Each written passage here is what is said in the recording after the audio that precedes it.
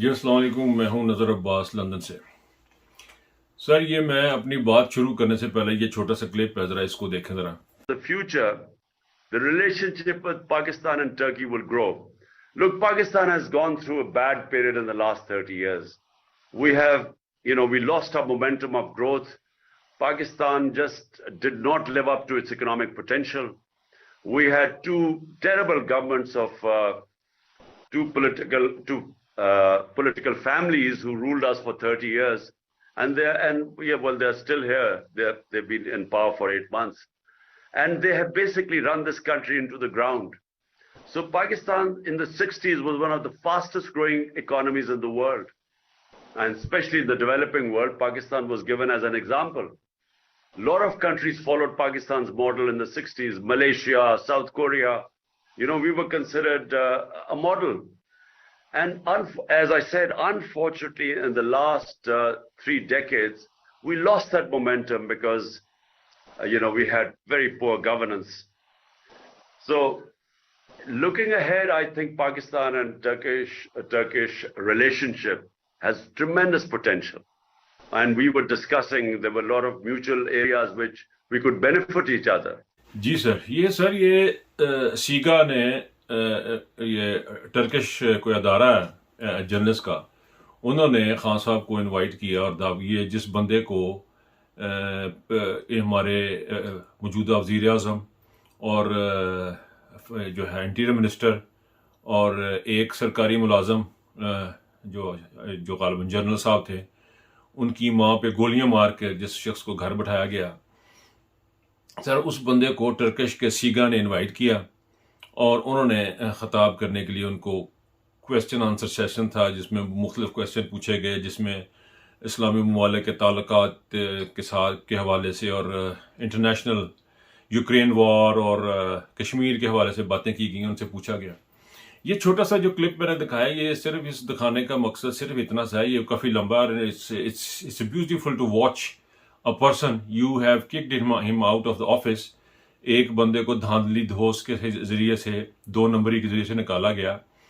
اب اس چھوٹے سے کلپ میں یہ میں نے صرف ایک نکالا، اس طرح کافی ساری جو اس میں پوائنٹس ہیں خان صاحب کے، یہ اس میں صرف ایک میں سے یہ بتایا ہے کہ پاکستان کی بربادی جو ہے وہ 2 خاندانوں نے کی ہے، تو جو کرنا تھا کر لو، اب آپ اس شخص کا کچھ بھی نہیں کر سکتے، آپ اس کو مروا بھی دیں گے نا تو یہ ایک تاریخ میں لکھا جا چکا ہے کہ 2 خبیث خاندانوں نے، جن کے سر کچل دینے چاہیے تھے عوام کو، جن کو ووٹ نہیں دینا چاہیے تھا، انہوں نے 30 سال تک اس پاکستانی عوام کو بیوقوف بنایا، ان کے سروں پہ حکومت کی۔ اس کلپ میں صرف یہ بیان کر رہا، یہ انٹرنیشنل میڈیا پہ یہ ان کی سٹیٹمنٹ چلی ہے، اور اس نے یہ بھی بتایا کہ 8 مہینے سے وہ دوبارہ بھی آگے ہوئے ہیں۔ یعنی ایک تکرار کے ساتھ عمران خان نے آپ کو دنیا کو بتا دیا، اب آپ کو ساری عدالتیں اگر بری کر دیں نا یہاں پاکستان کی، تو آپ کرپٹ ہی رہیں گے، آپ گندے ہی رہیں گے، آپ غلاظت کا ڈھیر ہی رہیں گے ساری PDM۔ ان لوگوں کو خان صاحب بار بار بتا رہے ہیں، دنیا ساری کو بتا رہے ہیں، اور ہی از این اتھینٹک پرسن۔ آپ اس کے ساتھ 1000 اختلاف کر لیں، لیکن اس کی بات سنی جاتی ہے۔ یہ نیلسن منڈیلا سے لے کے پاکستان کے عام آدمی تک اس کی آواز سنی جاتی ہے۔ اور یہ جو فیصلے کرنے والے لوگ ہیں نا، جو آج کل فیصلے کر رہے ہیں، مجھے تو ان کی حماقت پہ مجھے تو ترس آنا شروع ہو گیا۔ میں سمجھنے کی کوشش کر رہا تھا کہ ان کو کیوں سمجھ نہیں آ رہی کہ عمران خان کے ساتھ وہ کیا کر رہے ہیں اور کس شخص کے ساتھ کر رہے ہیں، جس کی ہسٹری بہت لمبی ہے۔ یہ بار بار کہہ رہا ہوں، اس بندے کی اچیومنٹس اور پاکستان کے لیے خدمات بہت زیادہ ہیں، اور یہ وہ لوگ اس کو بار بار جو ہے اس کے پیچھے لگے ہوئے ہیں۔ کوئی ایسا کام اس نے کیا ہو جس کے لیے، اور ہمیں کسی کو یقین نہیں آ رہا اس قوم کو، جو فوج پاکستان سے یا اسٹیبلشمنٹ سے پیار کرنے والے لوگ تھے، ملٹری اسٹیبلشمنٹ سے، ان کو ابھی تک یقین ہی نہیں آ رہا۔ وہ شاکنگ کہ یار اس کو مروا رہے ہیں، اس بندے کو، اس عمران خان کو یہ مروانے میں یہ لوگ شامل ہیں۔ یہ آپ جو کرپٹ لوگ ہیں، جو پرائم منسٹر آف پاک، یہ جو نواز شریف ہے امپورٹڈ پرائم منسٹر، اور امپورٹڈ جو ہوم منسٹر ہے، جنہوں نے عمران خان کے اوپر کارنامہ حملہ کروایا ہے، اور اس کے ساتھ سرکاری ملازمین مل گئے ہیں، اس کے ساتھ پاکستانی محافظ ملے ہوئے ہیں۔ سر یہ چھوٹی بات نہیں ہے، یہ عمران خان نے نام نہیں لیا ابھی۔ اب آپ یقین کریں اس اسٹیبلشمنٹ کی عقل پہ کیا کہے بندہ، ان کو ڈفر نہ کہے تو ان کو کیا کہے۔ ان کو گوف نہ کہے تو ان کو کیا کہے, ان کو گھامڑ نہ کہے تو کیا کہے. سر آپ جس ادارے میں رہ رہے ہیں وہاں پہ چاروں طرف آپ کو لوگ مار رہے ہیں سلوٹ, ٹھیک ہے, بڑی اونچی اونچی آوازوں میں گارڈ آف آنر دیے جا رہے ہیں آپ لوگوں کو. آپ کو پتہ ہی نہیں لگ رہا کہ باہر دیوار کی پرلی طرف جو لوگ کھڑے ہیں وہ آپ کو گالیاں نکال رہے ہیں, کچھ اونچی اونچی نکال رہے ہیں, کچھ دل میں نکال رہے ہیں, لیکن نکال سارے رہے ہیں. کسی ایک گھر کا دروازہ آپ جا کے نوک کر لیں, وہاں سے یہی آواز آئے گی قصور کدا انہوں نے مرباد تھا. پاکستان کی عدالتیں کتنا خراب کی, ساری اسٹیبلشمنٹ نے برباد کی دیا. انصاف لوگوں کو کیوں نہیں مل رہا؟ پاکستان کی اسٹیبلشمنٹ نہیں چاہ رہی. پاکستان میں مزدور کو مزدوری کیوں نہیں مل رہی؟ کیونکہ اسٹیبلشمنٹ نہیں چاہ رہی. اگر مہنگائی اوپر کو جا رہی ہے تو اسٹیبلشمنٹ نہیں چاہ رہی. یہ نیچے کو آئے گی تو تب بھی اسٹیبلشمنٹ کو اس کا جانا. اب یہ چیز دیکھنے والی ہے کہ اگر یہ چیزیں بربادی ہوگی تو اسٹیبلشمنٹ کا نام لگے گا, اور پاکستان کا فائدہ ہوگا تو اسٹیبلشمنٹ کا نام لگے گا.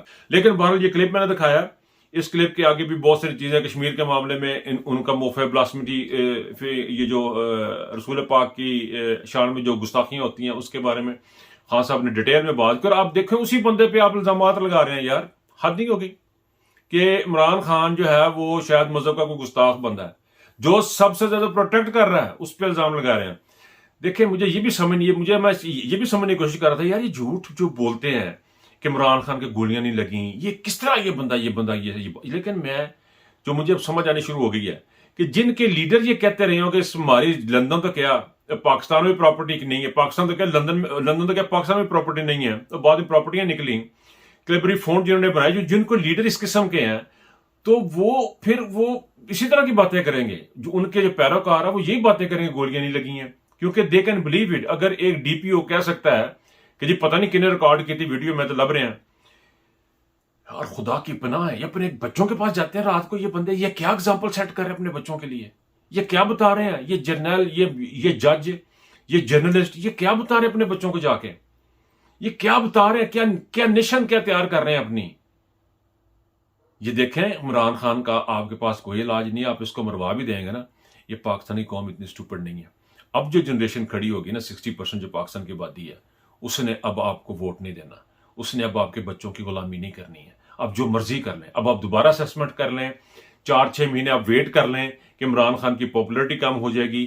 یہ اس طرح اب نہیں, اب یہ مسئلے اس طرح حل نہیں ہونے. اب اس کا یہ کی حل ہے, پھر بار بار کہا جا رہا ہوں کہ پاکستان میں صاف اور شفاف الیکشن کرائیں, اور پاکستان میں صاف اور شفاف الیکشن کرائیں, اور اس کے بعد آپ دیکھیں کہ عوام, کیونکہ یہ جو ابھی کرائسس ہے نا, اس کو پاپولر لیڈرشپ ہی جو ہے نا وہ اس کے ٹیکل کر سکتی ہے, اور کوئی ٹیکل نہیں کر سکتا. اس کا اور کوئی حل ہے ہی نہیں. اور دوسرا خودداری سے زندگی جو جینا ہے نا, وہی اس کا حل ہے, اور کوئی حل نہیں ہے. اب آپ سوات میں جو کچھ ہو رہا ہے, اب میں یہاں پہ ویلاگ ختم کرتا ہوں, لمبی بات ہو جائے گی, اگلے ویلاگ میں سوات کی بات کروں گا. لیکن یہ چیزیں بہت قابل غور ہیں, یہ پھینکنے والی نہیں ہے. اسٹیبلشمنٹ کو جتنی ایک ہوتا ہے کوئک لرنر, ایک ہوتا ہے سلو لرنر. اگر یہ فاسٹ لرنر ہوئے, جلدی انہوں نے فیصلہ کر لیا, سیکھ لی, تو پاکستان کا فائدہ. اگر سلو لرنر ہوئے تو پاکستان رب رکھا ہے, ڈن نہ پھر پاکستان. اپنا خیال رکھیے گا. اللہ حافظ.